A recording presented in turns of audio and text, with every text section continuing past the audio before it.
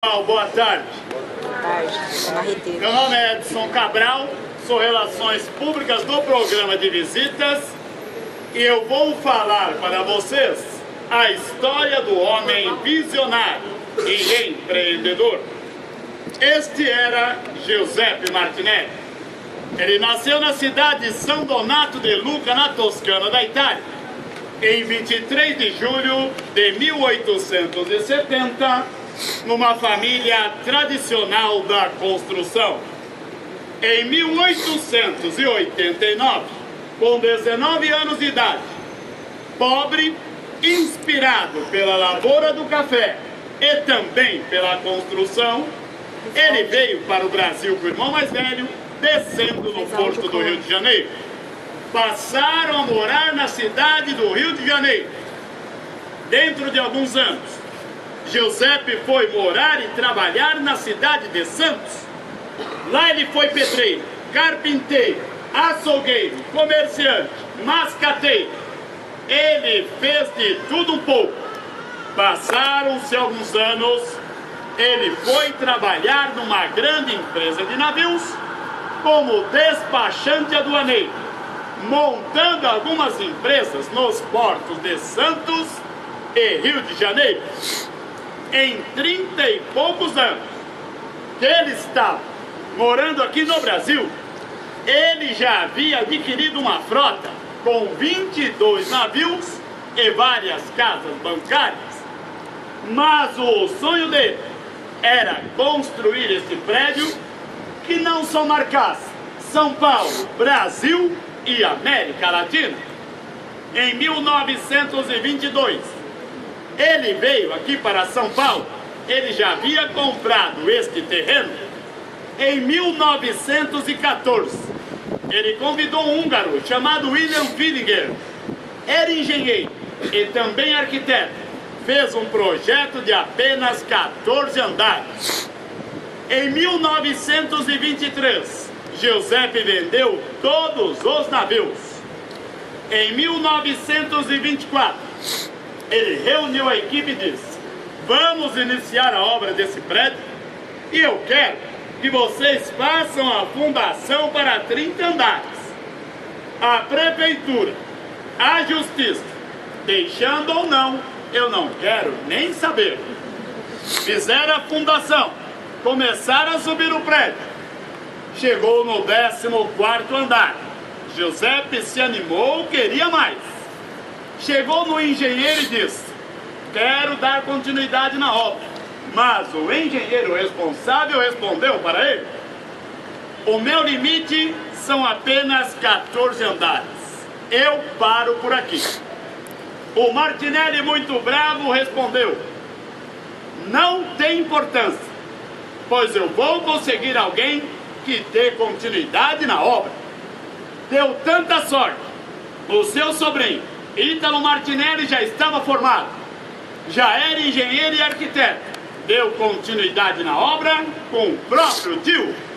E o prédio chegou no 24º andar.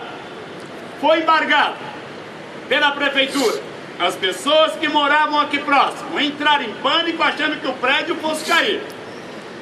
Começaram a vender as casas, xingaram a família do Martinelli até a 7ª geração. Ele e o sobrinho conseguiram provar para a prefeitura que aqui era seguro e tinha como fazer mais andares. Na época o prefeito era o Pires do Rio. Pediu plantas, documentos, projetos. Uma equipe analisou e chegou à conclusão que Giuseppe estava correto. O prefeito o chamou e disse: o senhor pode voltar e dar continuidade na sua obra. Giuseppe veio todo feliz. Reuniu a equipe e começou a combinar o recomeço da obra. Enquanto ele falava, com aquela empolgação, aquela alegria, uma pessoa apareceu do nada e interrompeu a fala dele. Escuta aqui, seu Martinelli. Lá em Buenos Aires estão fazendo um prédio com 28 andares. E aquele vai ser o mais alto da América Latina.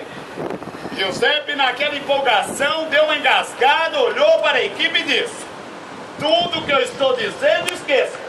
Quando terminarem de lá, a gente volta a conversar. Virou as costas. Muito saiu chutando tudo que tinha pela frente e foi embora. Ué. Todos ficaram preocupados, pensando que ele não voltaria mais.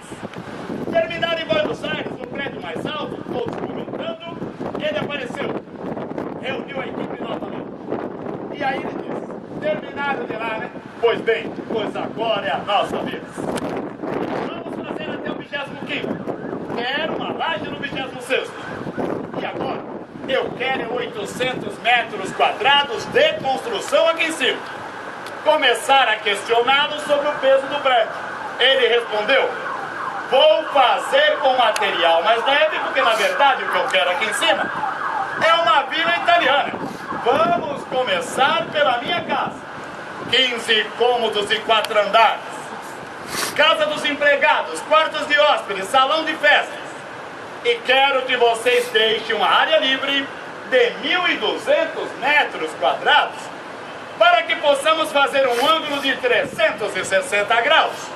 Eu, meus amigos, minha família, quem se interessar, vai ver a Zona Norte, Zona Sul, Zona Oeste e Zona Leste. Em 1929 foi concluído 90% da obra e este prédio passou a ser o mais alto da América Latina. José estava morando neste prédio desde 1928 para acompanhar as obras. Trouxe a família que estava morando no Rio de Janeiro para morar com ele aqui em cima. E a coragem dele foi tão grande, porque aqui em cima morou ele, a esposa dele, 2 filhas e até a sogra dele aqui em cima. Todo mundo morando feliz. De repente ele se quebrou com o crash, a Bolsa de Valores de Nova York, a crise americana, perdeu todo o dinheiro. Não tinha como terminar a obra, nem fazer manutenção no prédio. A única alternativa foi penhorar esse prédio junto ao Banco de Crédito per il Lavoro da Itália. Conseguiu um bom empréstimo, terminou toda a obra, mas não conseguiu vender um número suficiente de apartamentos.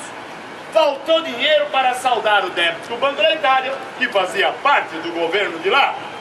Infelizmente, em 1933, ele foi obrigado a abrir mão desse prédio para o governo da Itália, que era o dono do banco de lá.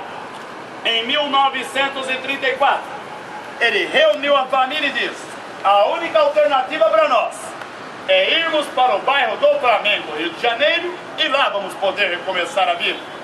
Ele e a família, triste e chorando, entraram no elevador, desceram naquela portaria por onde vocês entraram, Avenida São João, número 35. Quando ele estava saindo do elevador, voltou e deixou para o ascensorista uma nota de R$500. Seguiu para a porta de saída. Ele e a família chorando. Ele parou diante daquela porta e havia um porteiro naquele momento. Giuseppe, chorando, enfiou a mão no bolso, tirou algumas moedas, entregou para aquele porteiro e disse, aqui está o que restou da minha fortuna. Chorando com a família, seguiram para o Rio de Janeiro. Chegando lá, trabalharam bastante, fizeram de tudo um pouco. Logo ele foi beneficiado por um decreto do governo, onde ele pôde explorar 10% das minas de carvão em todo o Brasil. Ele era visionário e empreendedor. Além das minas de carvão, conseguiu construir mais 14 prédios com 20 andares na zona sul do Rio de Janeiro. Em 1943, ainda era a Segunda Guerra Mundial, o governo brasileiro confiscou os bens dos italianos, inclusive esse prédio, colocando o Banco do Brasil aqui para administrar. E o banco leiloou esse prédio no ano seguinte, que era em 1944. Giuseppe, todo feliz, compareceu até o leilão. Deu um grande lance, na esperança de retornar para cá. Mas foi surpreendido por um grupo de corretores do Rio de Janeiro, junto com o Banco América. Se uniram, deram um lance bem maior e ele não conseguiu reaver o seu sonho. A partir dali, se tornou um homem triste, doente, depressivo. Morreu 2 anos após, em 1946, com 76 anos de idade, deixando um patrimônio para a família. Em 1950 faleceu o sócio dele. E este patrimônio foi dividido para os seus herdeiros, deixando aqui em São Paulo, para duas filhas do primeiro relacionamento, duas empresas e navios. No Rio de Janeiro, seu segundo relacionamento, ficou viúva, 51 anos de idade, 25 anos mais jovem do que ele, e eles tinham um único filho nessa relação. Ficaram para os dois 923 apartamentos, lojas, terrenos, casas imobiliárias. Os dois ficaram muito ricos. As duas filhas em São Paulo, que ficaram com duas empresas, chegaram a 11 empresas e navios. A viúva e o único filho do Rio de Janeiro não souberam lidar com a herança. Perderam tudo, perambulando pelas ruas do Rio de Janeiro, morrendo na miséria. Esta é a história do homem visionário e empreendedor. Veio pobre, ficou rico, se quebrou com a Bolsa de Valores de Nova York, deu a volta por cima e deixou esse legado para nós. Este prédio foi o primeiro condomínio que nasceu dentro do Brasil, com 103 propriedades. Dentre eles, o hotel chamado São Bento. Era o hotel mais famoso da América do Sul. Ocupava 11 andares aqui. Por má administração, o hotel faliu na década de 60. Com a falência, começaram a vender regularmente todos os apartamentos. 3.000 pessoas passaram a morar aqui dentro de forma irregular. Ninguém mais pagou luz. Os elevadores não funcionaram mais. Não havia mais água dentro do prédio. Criavam pato, marreco, bode, cachorro, galinha, vaca, cavalo, pássaros, desde lá de baixo até aqui em cima. Era uma arca de Noé, estilo Bardier. Prostituição, bandidos, assassinos, clínica clandestina de abortos. E quem comandava tudo isso era um traficante foragido da polícia, chamado Zé Pernambuco. Homem violento, andava armado, tomava umas cachaças, baixava um demônio nele, tirava a arma da cintura, atirava pra cima, atirava nas pessoas. Todos tinham medo do Zé. Ele permitia que nessa parte e na outra colocassem pano nos ralos. Quando chovia, faziam duas piscinas. À minha esquerda tem um fosso central de ventilação. Ele permitia que jogassem todo o lixo lá dentro. Depois o bonitão, já era o síndico, sentava à mesa, tirava as armas, colocava sobre a mesa e dizia: quem manda aqui sou eu. E com garrafa de cachaça tomando. É o seguinte, podem tratarem de fazer o rateio que eu quero receber. Aquele que não me pagar já sabe, vai para o fosso. Olavo Setúbal, fundador do Banco Itaú, se tornou prefeito da cidade em 1975. Em 9 de maio do mesmo ano, o prefeito veio com o exército, interditou o prédio, tirou as 3.000 pessoas que aqui estavam. Para a surpresa de todos, encontraram dentro do fosso 9 andares de lixo, 30 metros de altura, ossado humano, feto e animais mortos. Limparam tudo, saíram centenas de caminhões de lixo daqui, começaram a restaurar o prédio em 1977, terminaram em 1979, 70% passou a pertencer à prefeitura. Hoje trabalham aqui dentro 3.000 funcionários. Se dividem nas secretarias de habitação, desenvolvimento urbano, licenciamento, Coab, São Paulo, urbanismo, 30% Caixa Econômica Federal, Sindicato dos Bancários, 11 lojas no térreo do prédio.